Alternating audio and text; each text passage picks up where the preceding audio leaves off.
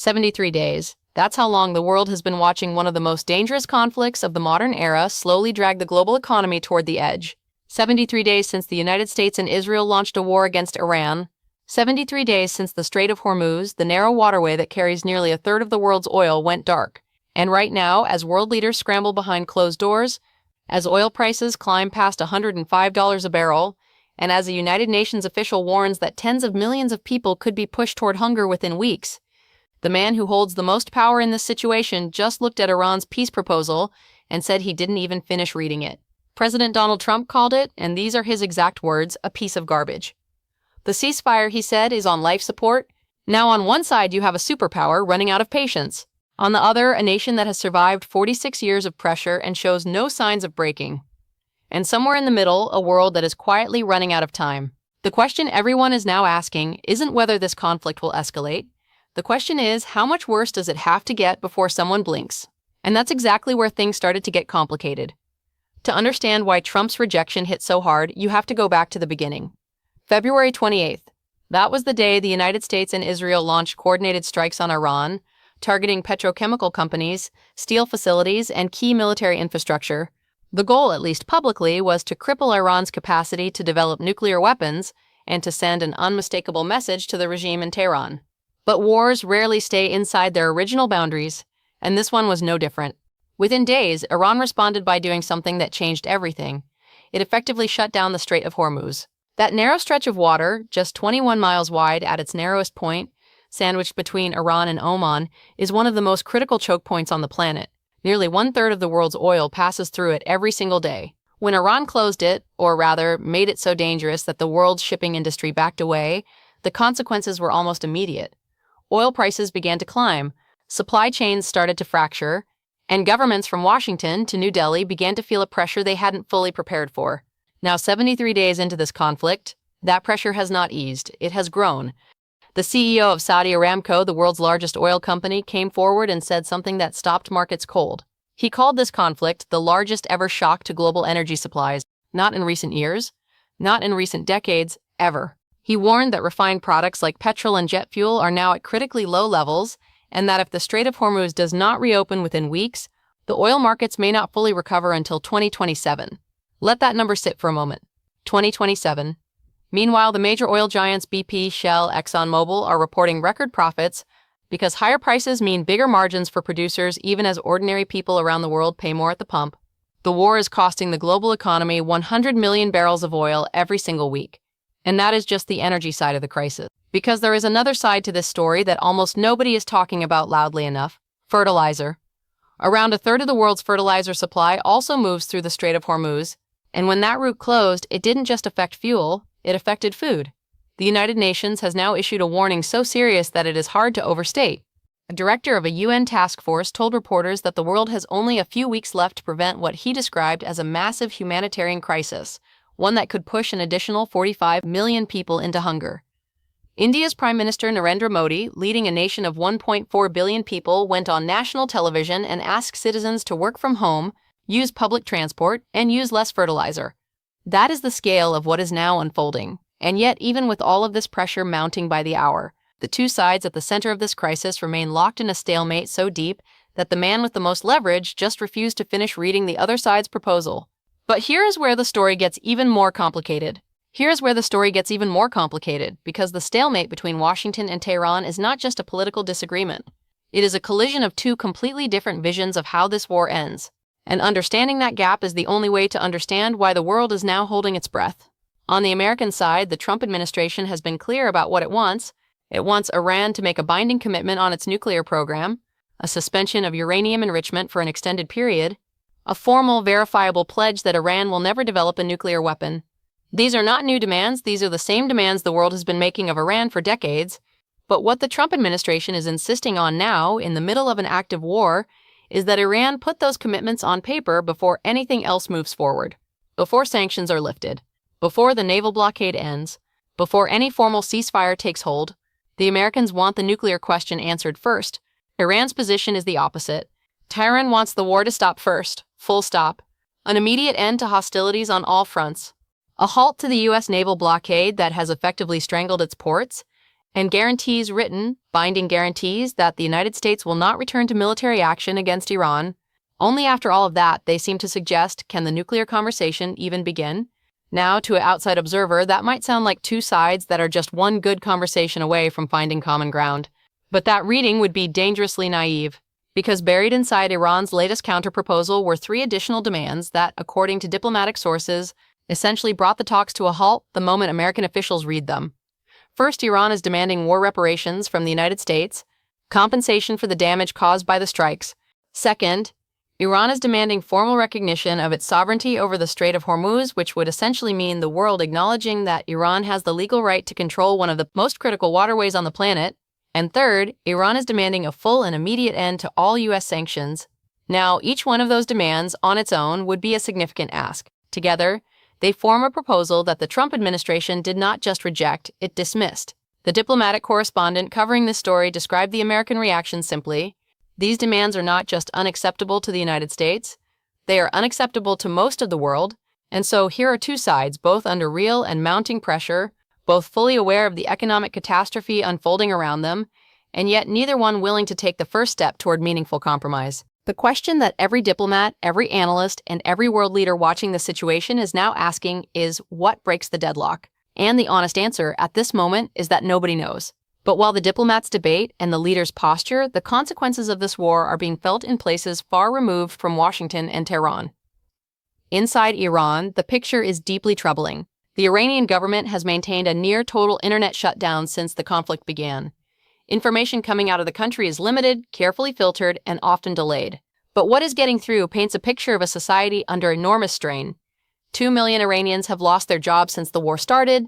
The strikes on petrochemical and steel companies didn't just damage infrastructure, they dismantled entire economic lifelines for ordinary working people. The United Nations reports that more than 4,000 people have been arrested inside Iran since the beginning of the conflict. Checkpoints remain active across major cities, and in the same public squares where tens of thousands of Iranians took to the streets in January in those historic protests that shook the regime and caught the world's attention, those same squares are now filled every night with pro-government rallies broadcast live on state television. The regime is not just suppressing dissent, it is actively replacing it with a visible televised display of manufactured loyalty, and people inside Iran are watching, and they are afraid. When journalists managing to make contact with ordinary Iranians inside the country ask why the protests have not returned, the answer is almost always the same: we will be risking our lives. That is not a metaphor, that is a lived reality. Because the Iranian regime has made the cost of dissent horrifyingly clear. Since the war began on February 28th, Iran has executed 29 individuals, 29 people, some accused of having ties to exiled opposition groups, some accused of spying for Israel or the United States. And on Monday, just this week, a man was executed on charges of espionage for the U.S. and Israel. Human rights organizations who tracked his case say the story behind that execution is not one of a spy who was caught.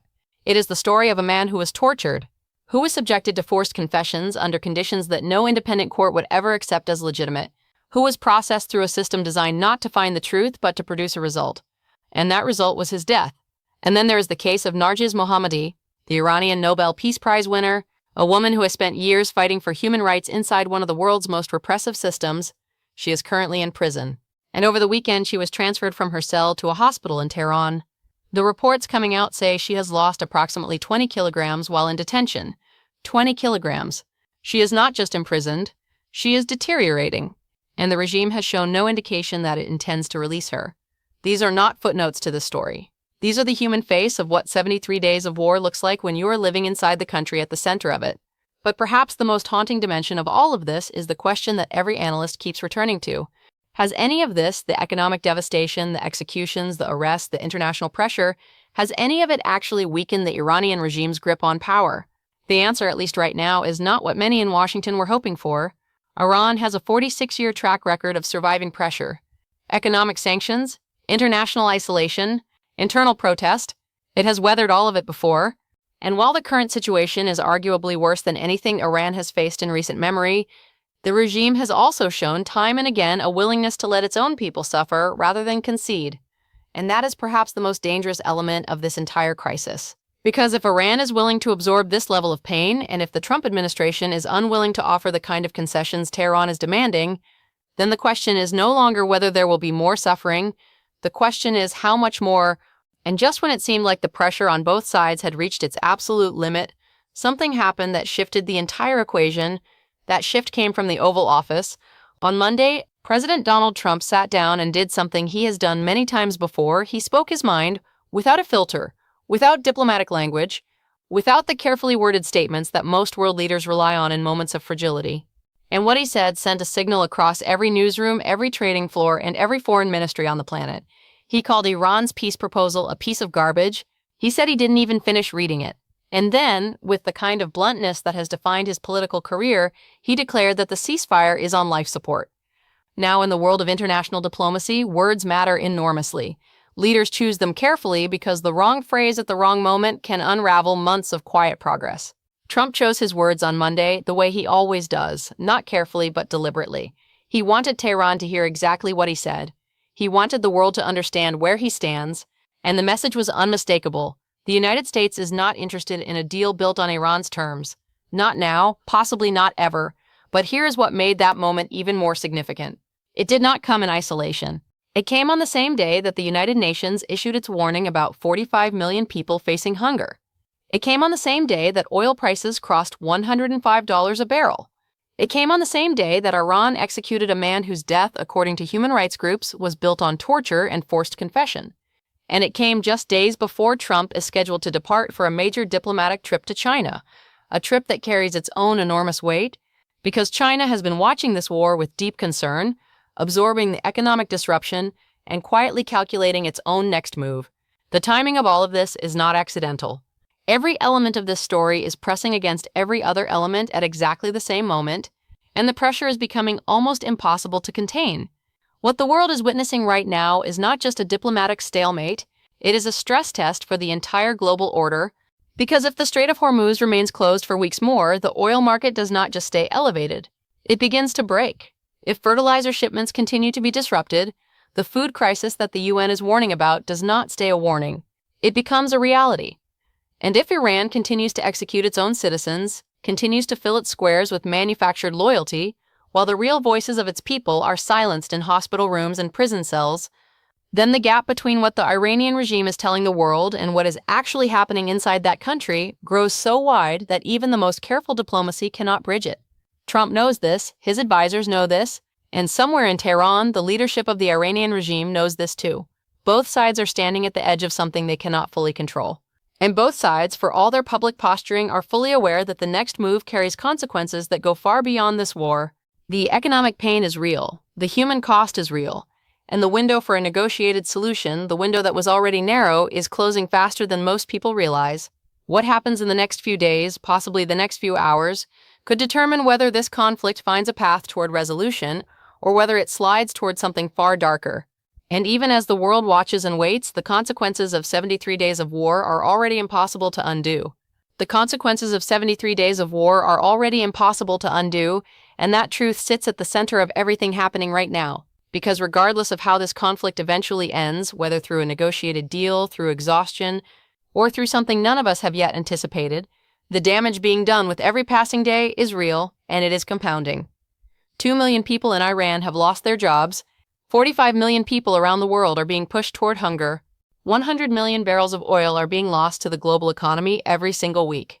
And a Nobel Peace Prize winner is lying in a hospital bed in Tehran, her body weakened by months of imprisonment, her voice silenced by a regime that fears what she represents more than it fears any foreign military.